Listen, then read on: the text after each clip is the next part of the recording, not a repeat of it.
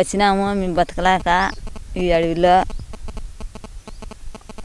నీళ్ళు లేవు. ఇప్పుడు కరెంటు వేయమంటే వేయలేదు.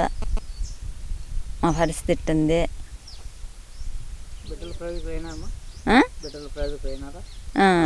అయినా సార్ అంతా ఉద్యోగంలోకి వచ్చినారు సార్.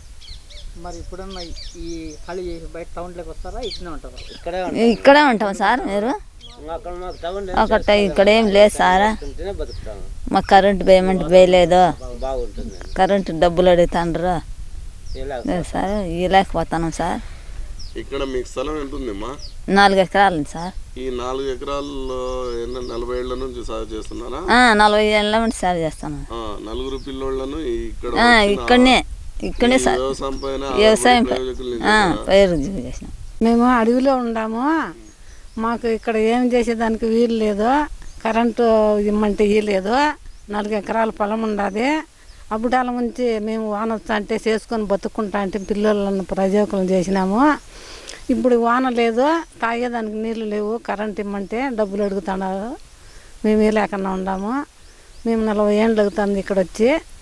మేము ఇక్కడనే ఉన్నాము. మేము ఎక్కడ పోయేదానికి వీలు లేదు. మాకు పల్లెకి పోయేదానికి కూడా వీలు లేదు. 4 కిలోమీటర్ల దూరం ఉన్నది. అట్లా ఈయన్నే ఉన్నాము. నా కూతురు అల్లుడు ఈయన్నే ఉన్నారు. పిల్లలు ఇట్లా సేద్యం చేసుకొని మేము పిల్లలు తాక్కున్నాము.